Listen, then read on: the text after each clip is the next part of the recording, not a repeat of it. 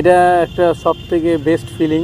হ্যাঁ, জীবনের একটা আমাদের অন্যতম একটা বড় খুশির খবর, বেস্ট পার্ট বলতে পারো লাইফের। ঠিক আছে, যে আমাদের দুজনের মধ্যে আরেকজন আসছে। হ্যাঁ, আমার জীবনে এটা একটা বড় পাওয়া। সময় এতদিন কিভাবে কেটে গেল বুঝতে পারিনি। এতদিন একটা আনন্দের মধ্যে কাটছিল, এখন মনে হচ্ছে ছোট্ট মানুষটার মুখটা কবে দেখবো। মা হতে চলেছি, এতদিন মায়ের কাছে শুনেছিলাম মা হলে বুঝবি মায়ের মা কি। এখন মনে হচ্ছে যে কবে সেই ছোট্ট দিদিটার মুখটা দেখবো।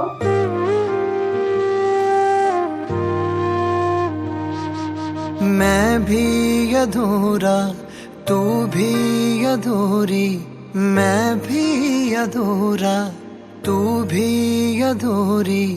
मेरे लिए तू कितना जरूरी। चल समा के मुझ में मुझे पूरा कर दे।